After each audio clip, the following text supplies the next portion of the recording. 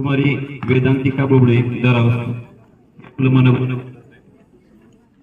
आदरणीय व्यासपीठ मुख्याध्यापक आदरणीय पूज्य गुरुजनो माझ्या देशबांधवांनो तुम्हा सर्वांना स्वातंत्र्य दिनाच्या कोटी कोटी शुभेच्छा। उत्तुंग आमुचे ध्येय धोरणे उत्तुंग आमुची आशा स्वातंत्र्य आमचा श्वास स्वातंत्र्य आमची भाषा।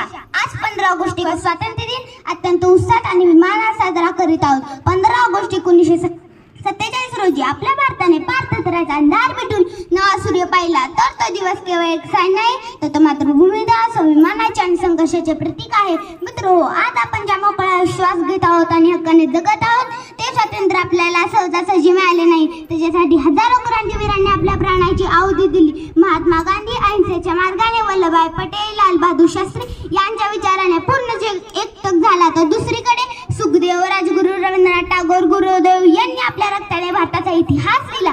आजच्या या मंचावर मला विशेष अभिमानाने बोलावेसे वाटते की आपल्या भारत देशाला मुक्त करण्यासाठी पुरुषांसोबत झाशीची राणी लक्ष्मीबाई, मॅडम कामा, सरोजिनी नायडू, प्रीतीलता वड्डेदार यांसारख्या वीरांनी आपल्या प्राणाची आहुती दिली व आपल्या भारत देशाला स्वातंत्र्य मिळवून दिले। यांसारख्या वीरांना मी माझे सतत प्रणाम करते। आपल्या भारत देशाला स्वातंत्र्य मिळून अनेक वर्ष झाली आहेत। आपल्या भारतामध्ये क्रीडा, तंत्रज्ञान, सायकोलॉजी ह्याच्यामध्ये आपला भारत देश आपले नाव उज्ज्वल करत आहेत। आपल्या भारतामध्ये महिला मुली ऑलिम्पिक मध्ये जाऊन आपले पदक जिंकत आहेत। पण आजच्या शुभप्रसंगी तुम्ही स्वतःला एक प्रश्न विचारला पाहिजे की खरे स्वातंत्र्य म्हणजे काय? तर खरे स्वातंत्र्य म्हणजे गरिबी, अंधश्रद्धा, भ्रष्टाचार यांसारख्या गोष्टीपासून सुटकारा म्हणजे खरे स्वातंत्र्य।